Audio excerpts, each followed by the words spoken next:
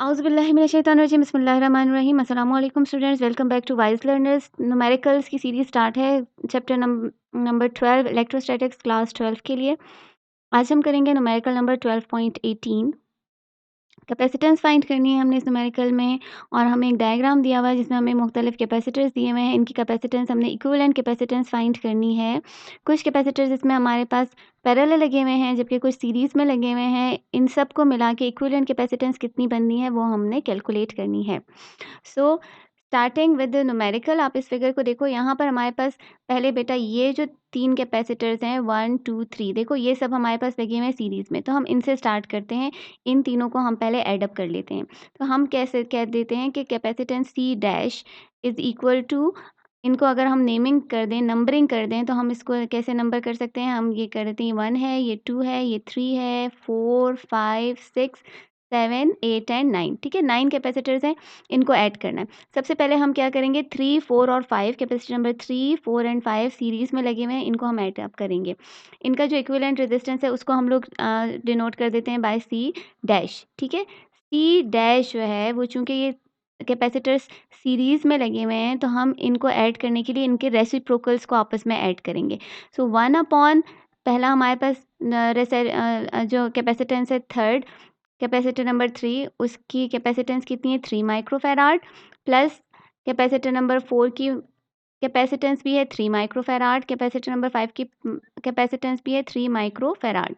ठीक है, हमने इन सबको ऐड करना है। 1/3 प्लस 1/3 प्लस 1/3, डिनोमिनेटर सेम है तो हम लोगों ने डिनोमिनेटर सेम ले लिया। ऊपर हमारे पास आ रहा है 1 plus 1 plus 1 is equal to 3।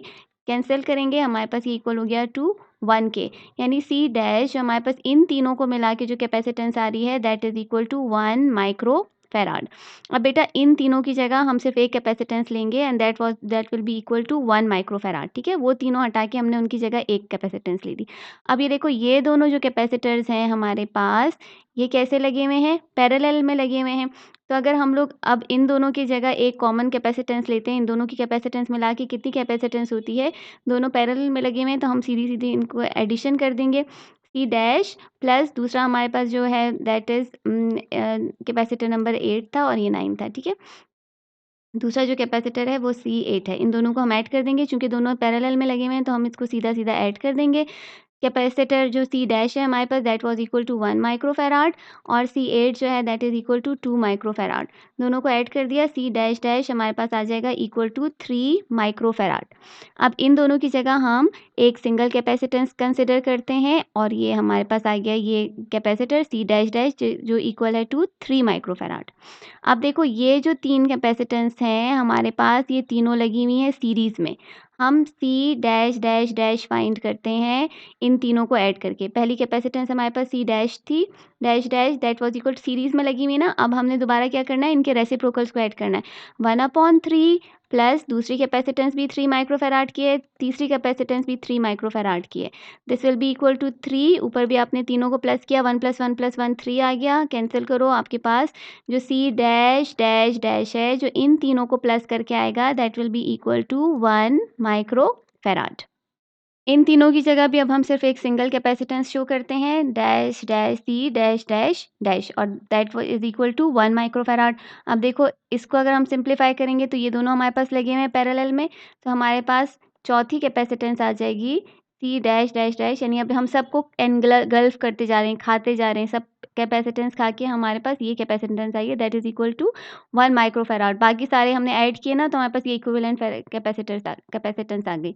अब चूँकि ये दोनों कैपेसिटर हमने ऐड करने हैं, इनकी कैपेसिटेंस ऐड करनी है, दोनों हमारे पास लगे हुए हैं पैरेलल में, तो इनको हम लोग सीधा-सीधा ऐड कर लेंगे। C dash dash dash plus दूसरी कैपेसिटेंस हमारे पास 2 माइक्रोफैराड की है, C डैश डैश हमारे पास 1 माइक्रोफैराड का था, plus 2 is equal to 3 microfarad.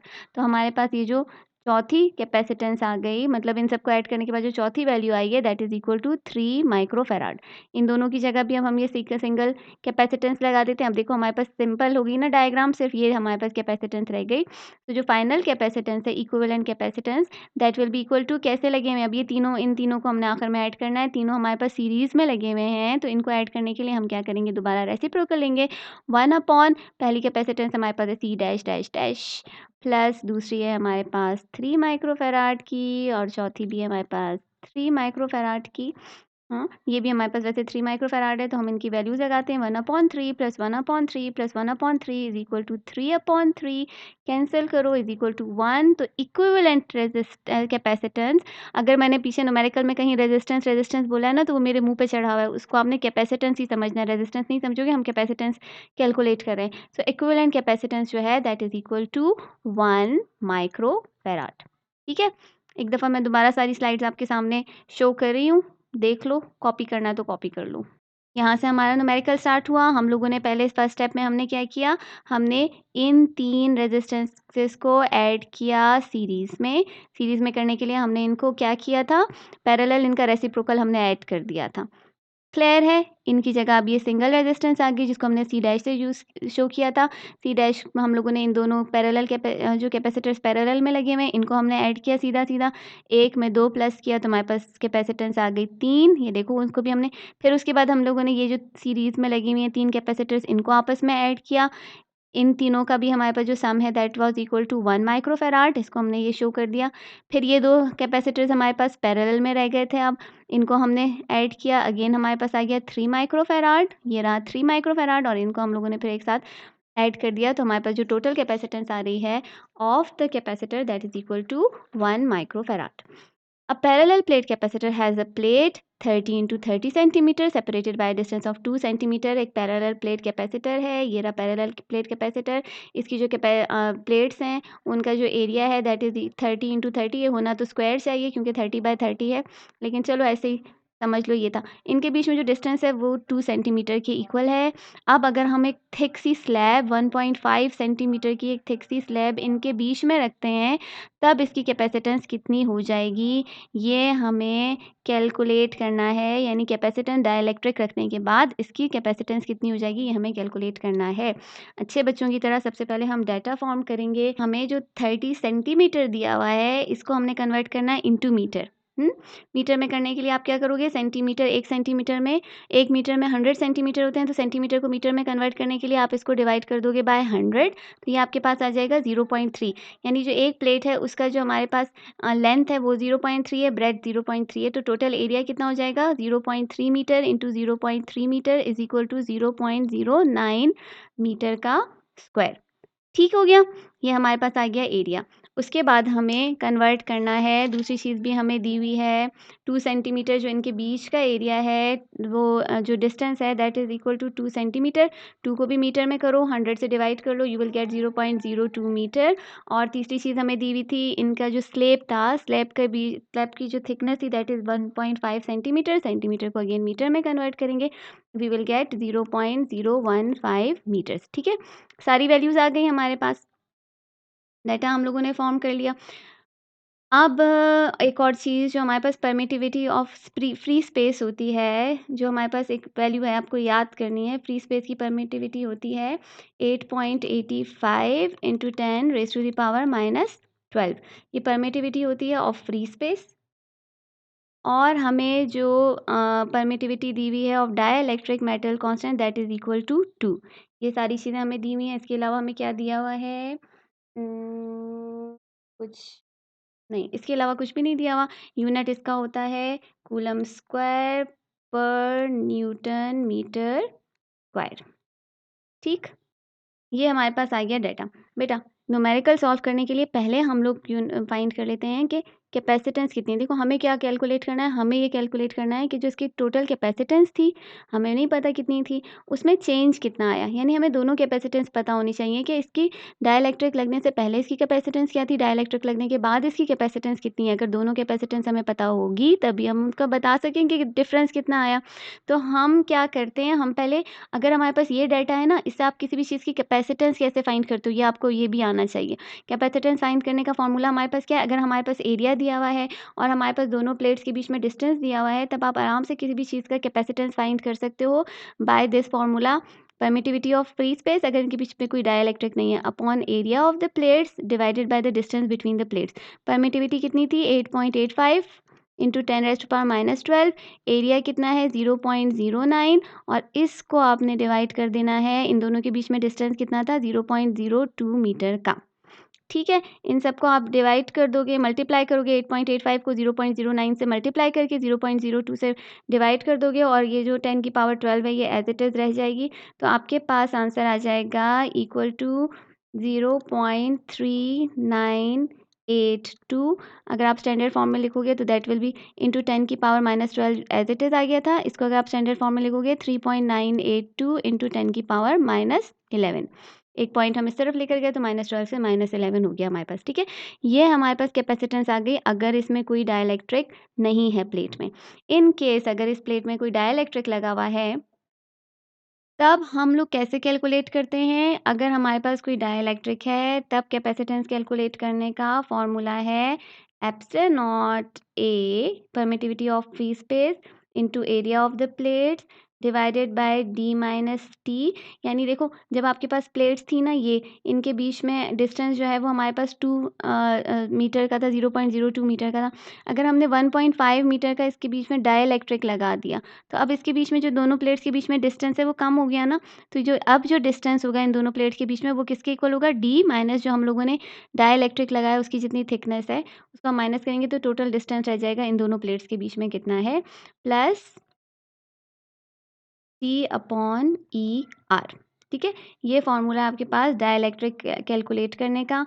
सारी वैल्यूज़ आप लगाओ इसमें। हमारे पास 8.85 इंटू 10 की पावर -12 मल्टीप्लाइड बाय एरिया था 0.09 डिवाइडेड बाय, ये यहाँ पर थोड़ा सा सॉल्व कर लेते हैं। डिस्टेंस हमारे पास था 0.02 और इसमें से हमने 0.015 माइनस कर दिया, यानी ये डी माइनस टी जो है ये हमारे पास किसके इक्वल आ जाएगा? 0.005।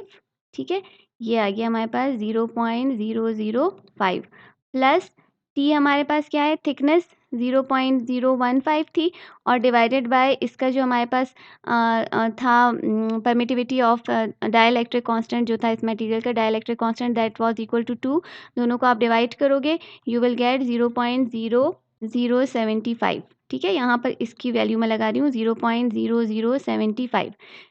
सिंपली क्या करोगे? 8.85 को 0.09 से मल्टीप्लाई करोगे, इन दोनों नंबर्स को आपस में ऐड करोगे, ऊपर वाले नंबर को फिर नीचे वाले नंबर से डिवाइड कर दोगे तो आपके पास आ जाएगा डाइलेक्ट्रिक के होते हुए जो इसकी वैल्यू है, ऊपर आपने दोनों मल्टीप्लाई किया यू विल गेट 0.7965। नीचे दोनों नंबर्स को ऐड करने के बाद यू विल गेट 0.0125 इंटू 10 की पावर -12 एज इट इज़ आ गया। इन दोनों नंबरों को आप डिवाइड करोगे यू विल गेट 63.72 इंटू 10 की पावर -12। ये इसकी कैपेसिटेंस है जब आपने इसमें डाइलेक्ट्रिक लगा दिया। हमें ये फाइंड करना था कि डाइलेक्ट्रिक लगाने के बाद दोनों में जो चेंज ऑफ कैपेसिटेंस आया है वो कितना है। तो वो फाइंड करने के लिए सिंपली आपने क्या करना है, जो चेंज इन कैपेसिटेंस है that is equal to dielectric लगाने के बाद और डाइलेक्ट्रिक लगाने से पहले जो कैपेसिटेंस थी दोनों को आपस में सब्ट्रैक्ट कर दोगे। बाद में क्या आई थी 63.72 माइनस जो पहले की थी 3.982 इंटू 10 की पावर -11 और इसके साथ था 10 की पावर -12। अगर मैं एक पॉइंट इधर से इधर शिफ्ट करती हूँ तो 12 की पावर -12 ये जो 10 की पावर है -12 ये -11 हो जाएगी। तो मेरे पास नंबर आ जाएगा 6.372 इंटू 10 की पावर -11 इधर माइनस 3.982 इंटू 10 की पावर -11। बेटा आपने करना क्या है, आपने 10 की पावर -11 कॉमन ले लिया और आपके पास ब्रैकेट में क्या रह जाएगा 6.372 में से आपने माइनस कर देना है 3.982। दोनों नंबर्स को माइनस करो, 10 की पावर -11 ये रही, दोनों नंबर्स को आपने माइनस किया यू विल गेट 2.39। ठीक है, और इसको आप स्टैंडर्ड फॉर्म में लिखोगे, कैसे लिखोगे? 2.39 इंटू 10 की पावर -11 फेराड। तो जो चेंज इन कैपेसिटेंस आया that is equal to 2.39 into 10 raise to the power -11 farad.